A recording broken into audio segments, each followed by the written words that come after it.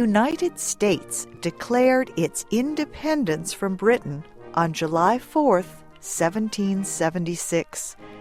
The new nation was a loosely formed alliance governed under the Articles of Confederation. All this changed when a new plan of government, the Constitution, went into effect on March 4th, 1789. There was much to be done to make it work. The machinery of government was untested. Strong leadership was needed. Many historians believe there would never have been a United States without George Washington. He led the American people to victory in their war for independence from Britain. He kept the new nation united in the dangerous first years of its life. Washington had a strange power over the American people. His name still does. During his lifetime, he was honored for his courage and wisdom. After his death, in 1799, he became almost godlike. People forgot that he was human, that he had faults and made mistakes. For well over 100 years, Americans found it difficult to criticize George Washington. He represented the spirit of America, what was best about the country. Recent historians have painted a more realistic picture of Washington. They write about his weaknesses as well as his strengths. But this has not reduced his greatness and importance in the making of the nation.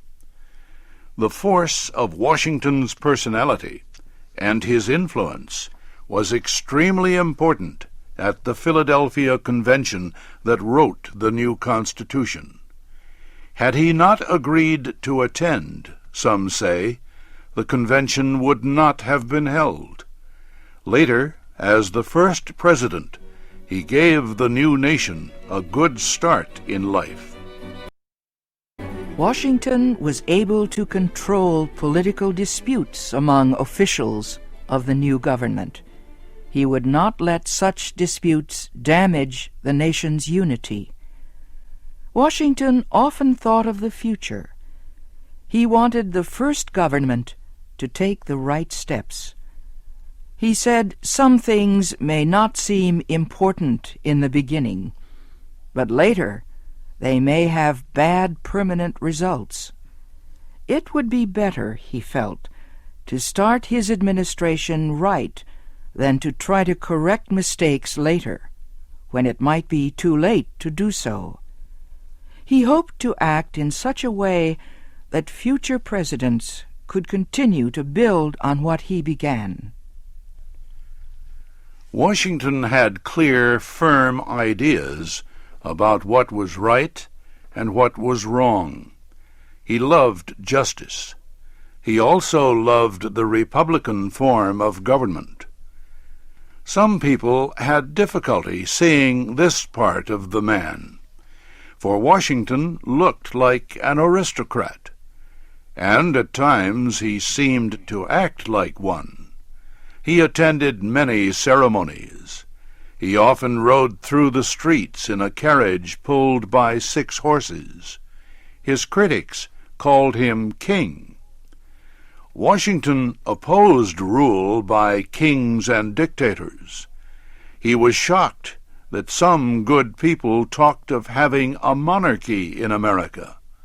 He was even more shocked that they did not understand the harm they were doing. Washington warned that this loose talk could lead to an attempt to establish a monarchy in the United States. A monarchy, he said, would be a great victory for the enemies of the United States. It would prove that Americans could not govern themselves. As president, Washington decided to do everything in his power to prevent the country from ever being ruled by a king or dictator.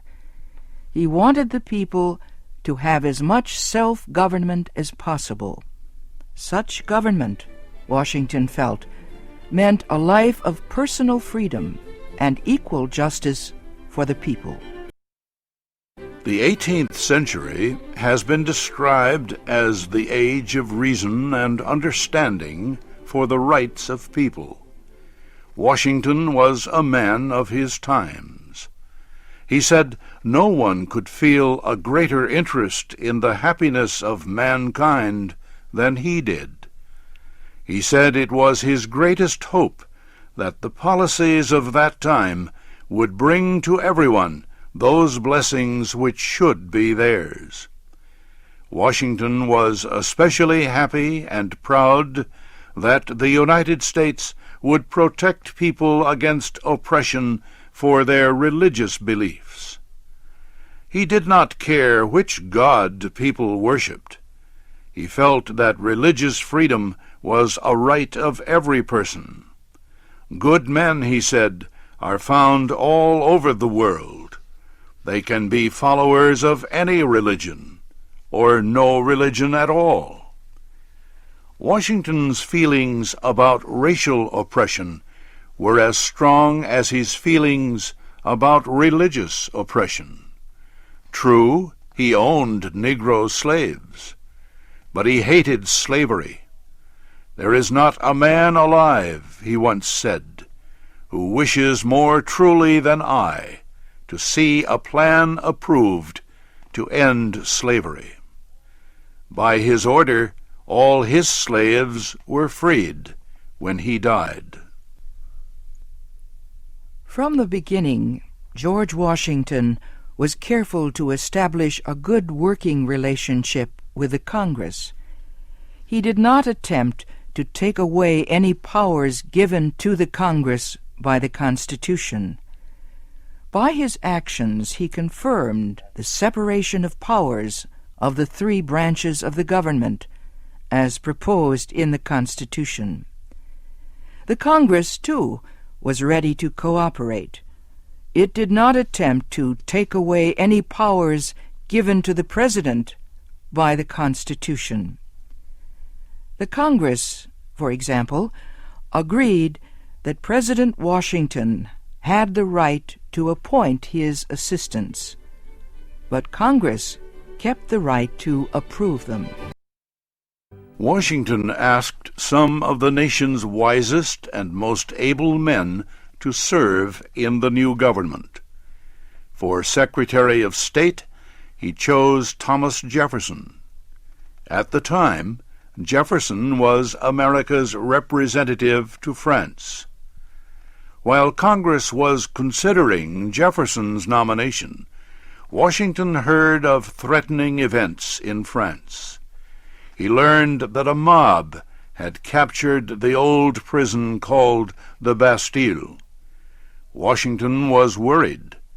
The United States had depended on France for help during its war for independence, and it still needed French help. A crisis in France could be bad for America. The information Jefferson brought home would prove valuable if the situation in France got worse. Washington also thought Jefferson's advice would be useful in general, not just on French developments. For Secretary of the Treasury, Washington chose Alexander Hamilton. Hamilton had served as one of Washington's assistants during the Revolutionary War. For Chief Justice of the United States, he chose John Jay. Jay helped write the Federalist Papers, which are considered the best explanation of the Constitution ever written. 2 delegates to the Constitutional Convention were named Associate Justices of the Supreme Court, James Wilson and John Rutledge. For Attorney General, Washington wanted a good lawyer and someone who supported the Constitution. He chose Edmund Randolph of Virginia. It was Randolph who proposed the Virginia Plan to the Philadelphia Convention. The plan became the basis for the national Constitution. Randolph refused to sign the document because he did not believe it could be approved, but he worked later to help win Virginia's approval of the Constitution. President Washington named his assistants, and the Congress approved them. The President was ready to begin work on the nation's urgent problems, and there were many. One problem was Spain's control of the lower part of the Mississippi River. American farmers needed to use the river to transport their crops to market, but the Spanish governor in Louisiana closed the Mississippi to American boats. There also were problems with Britain. The United States had no commercial treaty with Britain, and Britain had sent no representative to the new American government. Equally urgent were the new nation's economic problems. Two major issues had to be settled. One was repayment of loans made to support the American Army in the War for Independence. The other was creation of a national money system. Both issues needed quick action. Finding solutions would be the job of President Washington's Treasury Secretary, Alexander Hamilton.